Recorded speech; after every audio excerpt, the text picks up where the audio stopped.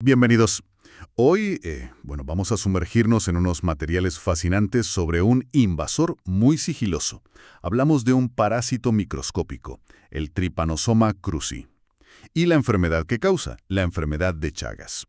Es una historia que, fíjate, a menudo empieza sin que nos demos cuenta, con la picadura de un insecto mientras dormimos. Pero las consecuencias, esas pueden tardar décadas. Así que nuestra misión hoy es analizar a fondo estos documentos. Vamos a ver quién es este parásito, cómo actúa, qué le hace al cuerpo humano y qué desafíos hay para combatirlo. Miraremos en particular la situación en Guatemala que describen los papeles y su relevancia, global. Venga, vamos a ello. Exacto. El Trypanosoma cruzi, para empezar, es un protozoo, o sea, un organismo de una sola célula, y es un parásito intracelular. Se ha especializado en vivir dentro de las células de los mamíferos, incluidos nosotros, claro, y es el culpable del Chagas. La historia es interesante. Lo describió Carlos Chagas en Brasil a principios del siglo XX. Tuvo esa genialidad de conectar todo, el parásito, el insecto, la enfermedad. Pero en Guatemala, los documentos indican que ya había sospechas por allá por 1914, con el doctor Morales. Luego vinieron confirmaciones, estudios clave. Reichenhoff, De León, Peñalver, a mediados de siglo. Hicieron un trabajo importante. Y ojo, lo que antes se veía como algo solo de Latinoamérica, pues, ahora ya no, es un problema de salud global. Con la gente moviéndose, pues hay casos en Norteamérica, en Europa, hasta en Japón y Australia. Así que hay que prestarle atención, ¿eh? Más allá de sus fronteras de siempre. Es increíble, ¿verdad? Pensar cómo algo tan diminuto puede tener un alcance tan enorme y duradero. Para entender cómo este parásito, digamos, tiene tanto éxito, hay que ver su habilidad para cambiar de forma. Los documentos lo pintan casi como un camaleón celular. Totalmente. Esa capacidad de transformarse es fundamental. No tiene una sola pinta, digamos. Cuando va por la sangre, por ejemplo, adopta una forma alargada, muchas veces como una C. Ese es el tripomastigote sanguíneo. Mide unas 20 micras, que es poquísimo, ¿eh? Una micra es una milésima de milímetro. Pero su meta es meterse en nuestras células. Y una vez dentro, ¡zas!, cambia radicalmente. Se convierte en amastigote. Es una forma redondita, esférica, aún más pequeña, de 2 a 2,5 micras. Está hecha para esconderse y sobre todo para multiplicarse dentro de la célula que ha invadido. O sea, que tiene como un traje para viajar y otro para quedarse en casa y reproducirse. Pero creo que había más formas, ¿no? Sobre todo pensando en cómo pasa del insecto a nosotros. Correcto, correcto. Está el tripomastigote metacíclico. Es parecido en tamaño al sanguíneo, unas 20-25 micras.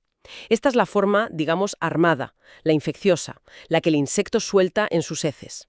Y luego, dentro del propio insecto, en su sistema digestivo, está el epimastigote.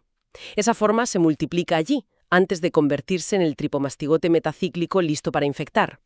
Esta plasticidad, esta habilidad para cambiar según donde esté, sangre, célula, intestino del bicho, es clave para él. Y claro, eso complica que nuestro sistema inmune lo pille bien. Un verdadero maestro del disfraz, sí, señor. Pero este parásito no va solo, necesita un cómplice sí o sí.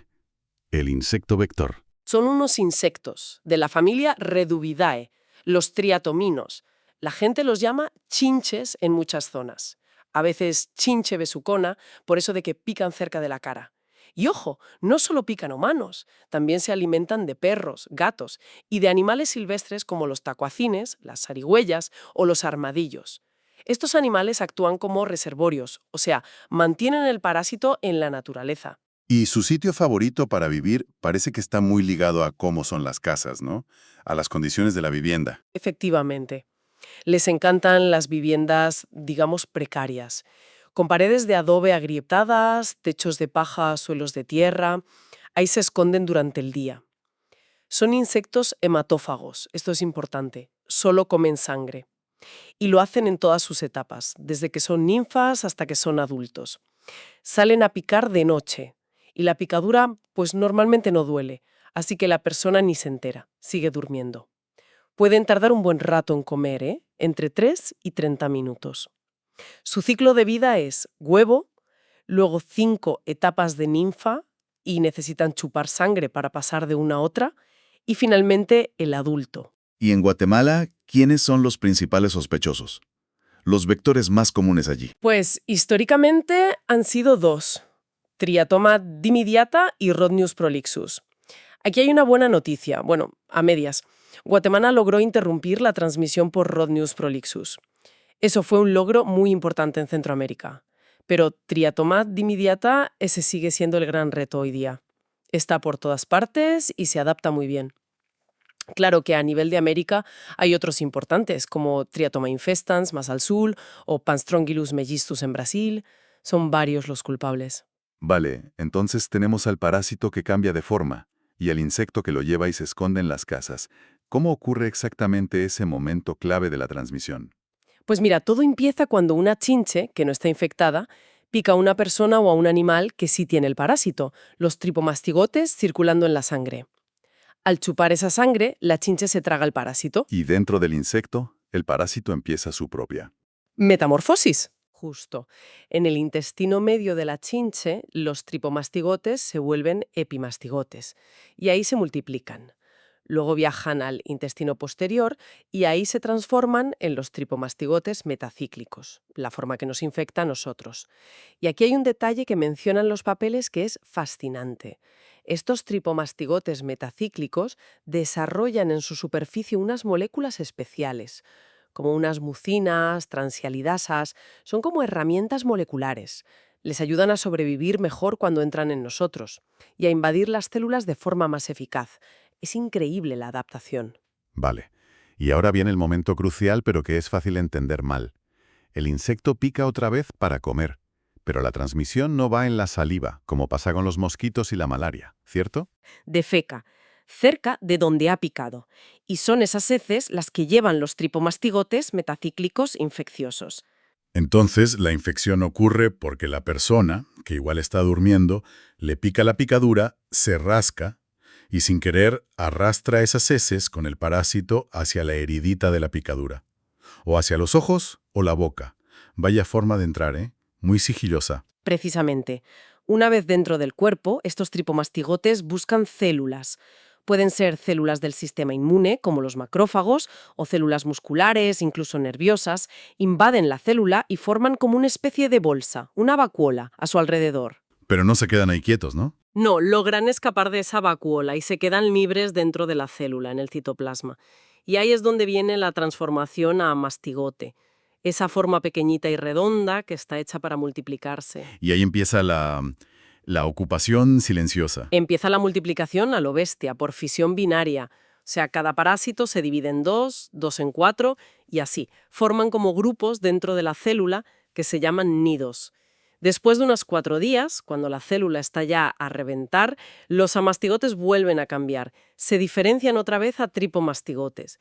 Estos rompen la célula desde dentro, ¡pum!, y se liberan a la sangre, a buscar nuevas células para invadir y seguir el ciclo.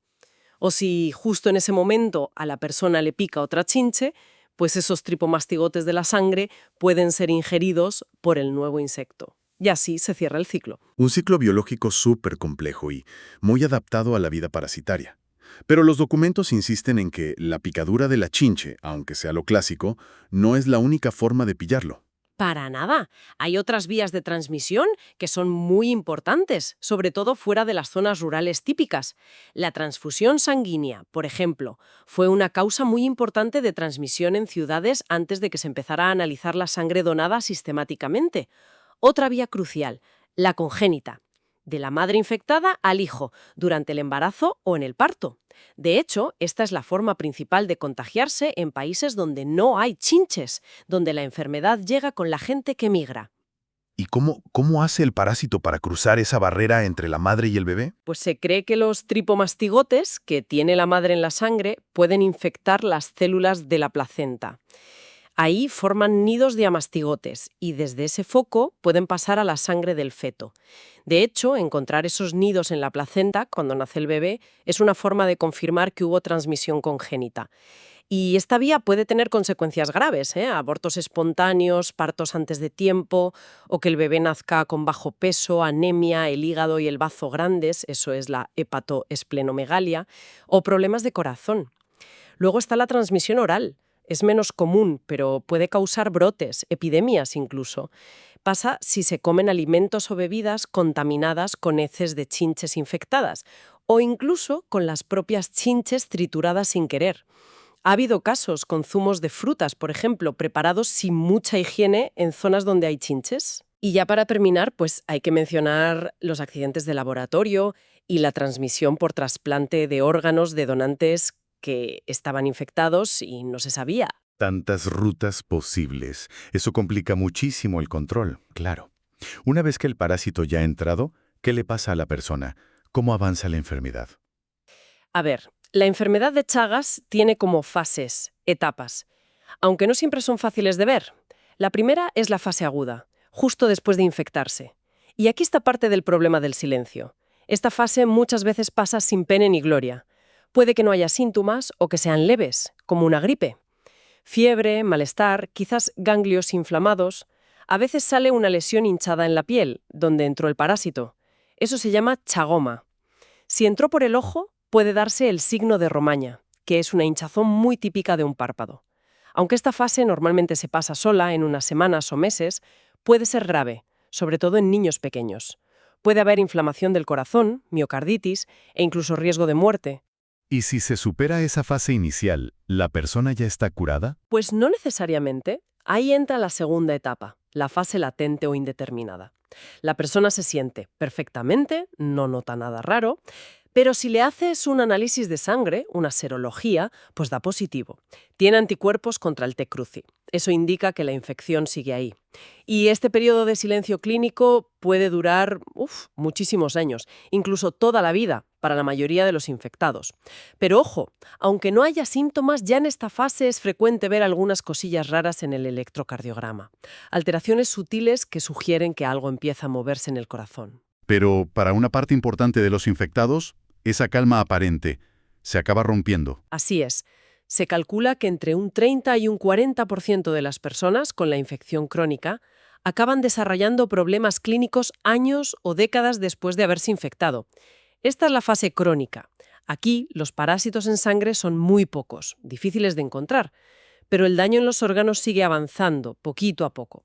Las complicaciones más graves son la miocardiopatía chagásica, un daño serio al músculo del corazón que puede llevar a insuficiencia cardíaca, arritmias peligrosas, muerte súbita, y las megavísceras, el agrandamiento anormal del esófago, megaesófago, y del colon, megacolon. Vamos a detenernos un momento en esas megavísceras, que suponen para la vida diaria de alguien. Pues el megaesófago significa que cada vez cuesta más tragar. Es lo que se llama disfagia.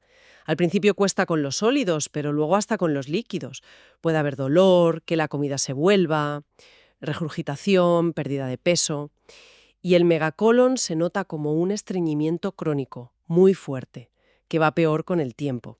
Puede llegar a causar problemas serios como una obstrucción intestinal. Y la pregunta del millón es ¿por qué? ¿Por qué el parásito ataca sobre todo al corazón y el tubo digestivo? ¿Y cómo causa ese daño tan terrible a largo plazo? Esa es una de las partes más complicadas y que todavía se investiga mucho. Lo que sí se sabe es que se destruyen muchas neuronas, concretamente las neuronas del sistema nervioso autónomo, que controlan cómo se mueven esos órganos, los llamados plexos de Meissner y Auerbach, que están en la pared del esófago y del colon. Sin esas neuronas se pierde la coordinación de los músculos, el esófago no empuja bien la comida para abajo y el colon pierde fuerza para mover las heces, y eso hace que todo se estanque y se dilate, se haga grande. Ahora, ¿cómo se destruyen exactamente esas neuronas? Ahí hay debate. Parece que es una mezcla de cosas. Por un lado, el daño directo que causa el parásito al estar ahí y la inflamación que provoca. Pero también hay una sospecha muy fuerte de que hay un componente autoinmune, es decir, que la respuesta de defensa del cuerpo contra el parásito, por un error, acaba atacando también a componentes propios, a las células nerviosas o musculares del corazón o del tubo digestivo. Esta reacción cruzada podría explicar por qué el daño sigue avanzando incluso cuando casi no se encuentran parásitos en la fase crónica. Es como si el sistema inmune se quedara enganchado y no supiera parar. Antes hablamos de la transmisión de madre a hijo, pero creo que vale la pena insistir en su impacto. Es silencioso pero grave, ¿no? Sin duda. Es una tragedia oculta muchas veces. Como dicen los documentos, se ha relacionado con un porcentaje significativo de abortos espontáneos en zonas donde hay Chagas. Y los bebés que nacen infectados pueden tener un cuadro muy grave, con alta mortalidad, si no se detecta y se trata rápido. Es una prioridad de salud pública, clarísimamente, sobre todo en países que reciben inmigración de zonas endémicas. Con una enfermedad tan compleja, que se puede esconder durante años, ¿cómo se llega a un diagnóstico seguro? El diagnóstico siempre necesita confirmación del laboratorio. Eso por delante. Aunque la sospecha clínica, por dónde vive o de dónde viene la persona, y los síntomas, es el primer paso. En la fase aguda, cuando hay más parásitos en la sangre, a veces se pueden ver directamente al microscopio, en una gota de sangre. También se usan métodos para concentrar la sangre, para tener más probabilidad de encontrarlos. Si la sospecha es fuerte, pero no se ven, se puede intentar un cultivo de sangre, un hemocultivo, o el xenodiagnóstico, que es usar chinches limpias de laboratorio, hacer que piquen a la persona y luego buscar el parásito en las heces de esas chinches. Eso suena bastante elaborado, ¿sí? Y en las fases más tardías, cuando ya no hay síntomas o son crónicos. En las fases indeterminada y crónica, la cantidad de parásitos en sangre es bajísima, o aparece y desaparece, así que verlos directamente es muy difícil. Ahí se usan sobre todo pruebas que detectan la respuesta del cuerpo. Los anticuerpos específicos contra T. cruzi en la sangre son las pruebas serológicas. Normalmente se necesitan 2 pruebas distintas que den positivo para confirmar la infección crónica.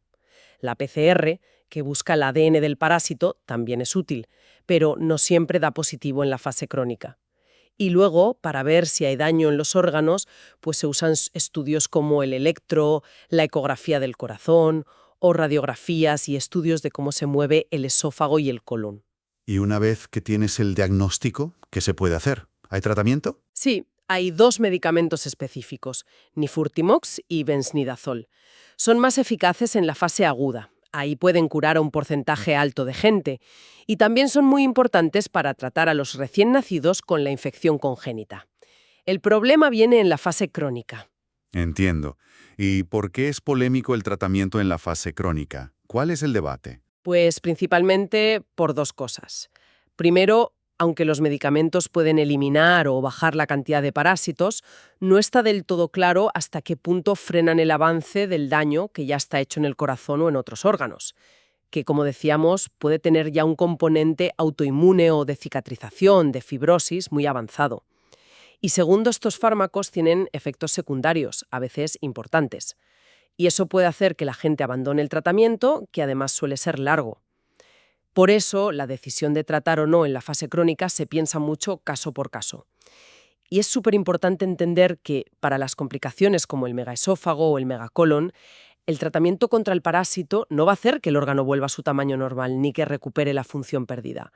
El manejo de estas megavísceras es sobre todo para aliviar los síntomas, cambiar la dieta, dar medicamentos para ayudar al tránsito. Y en casos graves, pues puede hacer falta cirugía. Pero esto refuerza la idea de que la prevención es fundamental. Si la cura es difícil o incompleta tarde, evitar la infección es lo más importante. Totalmente. Las estrategias de prevención son varias. La lucha contra el vector, contra la chinche, es básica en las zonas endémicas. Rociar las casas con insecticidas que duren tiempo, mejorar las viviendas para que no tengan dónde esconderse las chinches, tapar grietas, poner buenos techos y suelos, usar mosquiteros con insecticida. La educación sanitaria es vital, que la gente conozca la enfermedad, cómo se transmite, cómo protegerse. Y el control de la sangre en los bancos de sangre, eso es esencial para cortar esa vía de transmisión. Y el control de la transmisión de madre a hijo que mencionabas antes. Exacto. Detectar y tratar a las mujeres infectadas antes o durante el embarazo y seguir a los bebés de madres positivas es crucial. En Guatemala los documentos señalan que, aunque se sabe qué ocurre, falta poner en marcha un análisis sistemático a los recién nacidos en las zonas endémicas, y eso es un hueco importante. Y volviendo a las chinches, la eliminación de R. prolixus fue un éxito, sí, pero T. dimidiata plantea otros retos.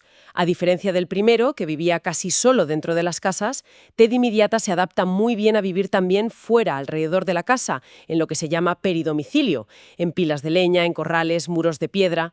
Eso hace más difícil eliminarla solo fumigando dentro. Además, tener cerca animales reservorio, como los tacuacines, mantiene el ciclo activo. El estudio que mencionan en Santa Rosa, Guatemala, con casi el 80% de las casas infestadas y todas por T. dimidiata, te da una idea de la magnitud del problema que sigue ahí. Entonces, si intentamos resumir lo esencial de estos materiales, estamos ante un parásito increíblemente adaptado, ¿no? Que usa un insecto vector muy ligado a condiciones de pobreza para transmitirse de forma silenciosa. La infección puede quedarse escondida décadas, pero en un porcentaje importante de casos acaba causando daños muy serios, irreversibles, sobre todo en el corazón y el aparato digestivo. Y a pesar de los avances, pues el diagnóstico tardío, el tratamiento que es limitado en fases crónicas y el control del vector que es complicado siguen siendo desafíos enormes. Efectivamente, que si conectamos esto con el panorama general, pues surgen preguntas importantes para el futuro, ¿no? Sabemos que la enfermedad crónica es difícil de curar, que el parásito puede seguir ahí.